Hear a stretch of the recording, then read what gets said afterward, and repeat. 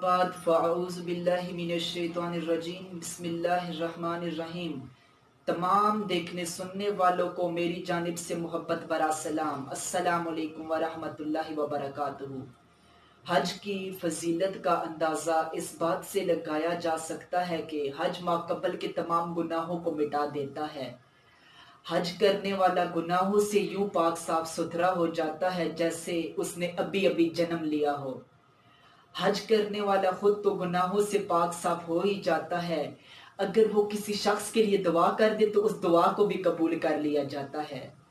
मुस्तहिब है कि जब आप हज को जा रहे हों तो आप अपने दोस्त अहबाब अपने रिश्तेदारों को मिलकर जाएं, ताकि अगर आपने ज़िंदगी में कभी कोई गलतियां आपने कभी उनके दिल दुखाए हैं तो आप उनसे माफ़ी तलब कर लें, और फिर जब आप हज करके आए तो फिर वो आपको मिलने आए और इन अखियों का आकर दीदार करें जिन्होंने गुंबद खजरा के नज़ारे किए हैं, जिन्होंने काबातुल्लाह के नज़ारे किए हैं। अल्लाह अकबर। हमारे यहाँ यूँ होता है कि जब कोई शख्स हज के लिए जा रहा होता है तो वो घर में कोई महफिल से जा लेता है, लोग इकट्ठे होते हैं, तो बुरा अमल नहीं है, ना इससे कोई ममानत है, लेकिन बेहतर यही है कि आप खुद मिलने जाएं और जब आप वापस आए तब वो आपको मिलने आए। लेकिन हमारे यहाँ महफिल का इनेकाद कर लिया जाता है, तो इसीलिए आप मिलने जाएं, उनसे माफ़ी तलब करें और जब आप वापस आएँ तो वो आपको मिले। और बेहतर ये है कि जब हाजी वापस आ रहा हो तो आप जब हाजी को मिलने जाते हैं तो उसके घर पहुंचने से पहले पहले उसे मिल लिया जाए, क्योंकि इस वक्त तक ये अल्लाह के मेहमान होता है और इसकी कोई दुआ रद्द नहीं की जाती। अल्लाह अकबर। हज हर साहिब इस्तिताअत मुसलमान पर जिंदगी में एक मर्तबा करना वाजिब है।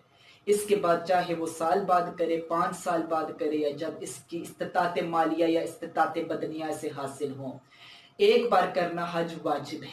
हज एक आपको ऐसा हज भी बताता चलूं कि जो एक साथ 3-3 लोगों को जहन्नम की आग से निजात अता करवा देता है, और वो हज है हज बदल। यानी कि अगर आपके वालिदैन में से आपके वालिद या वालदा का इंतकाल हो चुका है और बेटे के पास इस्तिताअत मालिया तो है लेकिन इस्तिताअत बदनिया इजाज़त नहीं दे रही, तो वो किसी और शख्स से अपने वालिदैन के लिए हज करवा लेता है। तो इस सूरत में वालिदैन को, यानी कि जिसके लिए हज करवाया गया है और जो हज करवा रहा है और जो हज कर रहा है, इन तीनों को बराबर का सवाब दिया जाएगा। हज के नाम से ही इंसान की तबीयत में एक सरशारी पैदा हो जाती है, और हज वो सफ़र है कि फरमाया गया हज औरतों का जहाद है और मर्दों के लिए भी जहाद की सी हैसियत ही रखता है। हज नाम है आशिकी का, हज नाम है दीवानगी का। जब महबूब की तलब का जज्बा बढ़ जाता है, जब अल्लाह जल्ला शानहू की तलब का आपके दिल में जज्बा बढ़ता है, तो इसी जज्बे का नाम हज है। हज नाम ही इश्क का है, हज नाम ही दीवानगी का है। अल्लाह अकबर। जब आप अल्लाह जल्ला शानहू की बारगाह में जाते हैं तो अल्लाह फरमाता है कि आज अपने आलीशान कपड़े भी उतार दो, आज अपने पोशाकें, आज अपने अमामे, अपने जुब्बे, अपने टोपियां आज उतार डालो और सिर्फ 2 चादरें, एक ऊपर और एक नीचे, 2 चादरें ओढ़ लो। और सुनो, आज ना कोई खुशबू लगाना, ना आज सुरमा लगाना, आज कंघी भी नहीं करना। तुम बिखरे बाल हो तो बिखरे बाल ही मेरे पास आ जाओ। आज जिस्म से मैल कुचैल भी नहीं उतारना, गंदा बदन है तो मैले बदन ही मेरे पास आ जाओ। आज तुम गुस्ल नहीं करना, आज तुम नाखन नहीं तराशना, आज तुम नाखन नहीं तराशना, और हाँ, आज तुम साबुन भी नहीं लगाना, आज तुम तेल का इस्तेमाल भी नहीं करना, आज तुम मैल कुचैल भी नहीं उतारना। आज मेरे पास आओ तो आशिक बनकर आओ, दीवानों की तरह आओ। अल्लाह अकबर। तवाफ क्या है? तवाफ है महबूब की तलब, महबूब की तलाश का नाम।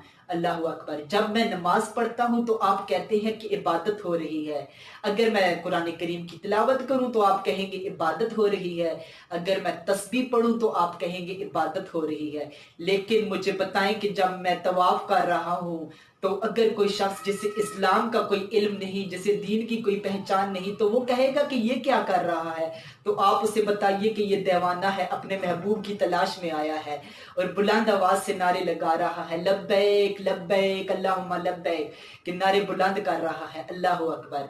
रब फरमाता है कि जब तुम मेरे छोटे घर, जब तुम मस्जिद में जाओ تو تب تم آہستہ آہستہ آواز میں میرا ذکر کرنا. اور ہاں سنو، جب تم میرے بڑے گھر کعبۃ اللہ میں آ جاؤ نا تو پھر بلند آواز میں مجھے پکارنا، پھر اونچی آواز میں لبیک لبیک اللہم لبیک بلند آواز میں کہنا کہ آج عاشقوں کی طرح میرے پاس آؤ، دیوانے بن کر آؤ، پتہ چلے کہ عاشق آیا ہے اپنے محبوب کی تلاش میں. اللہ اکبر. ایک اور بات کہ اللہ جل شانہ نے کعبۃ اللہ کو ویران بنایا ہے. آپ جو لوگ حج پر جاتے ہیں تو وہ دیکھتے ہیں کہ کعبۃ اللہ کے مکہ معظمہ میں کے ارد گرد نہ کوئی سبزہ ہے، نہ کوئی ہریالی ہے، اور نہ کوئی خاص انٹرٹینمنٹ کا آپ کو سامان ملتا ہے. اس لیے کہ جو شخص بھی ادھر آئے تو وہ صرف اور صرف اللہ جل شانہ کی تلاش میں آئے، نہ کہ وہ پیسوں کے لیے آئے اور نہ کہ وہ انٹرٹینمنٹ کے لیے آئے. اللہ جل شانہ سے دعا ہے کہ جتنے سامعین و سامعات، جتنے ناظرین و ناظرات اس وقت نظارہ کر رہے ہیں، جتنے سامعین و سامعات ہمیں سن رہے ہیں، اللہ جل شانہ ہر ایک کو اگلے سال کعبۃ اللہ پر بلا لے.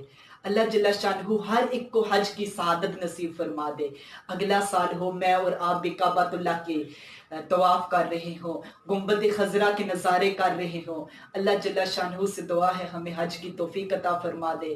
اور جو بھی ہمارے بڑے، ہمارے باپ دادا، ہمارے والدین میں سے فوت ہو چکے ہیں، دوست احباب میں سے فوت ہو چکے ہیں، ان سب کی مغفرت فرمائے. اللہ تعالی ہمارے تمام گناہوں کو معاف فرمائے. وما توفیقی الا باللہ.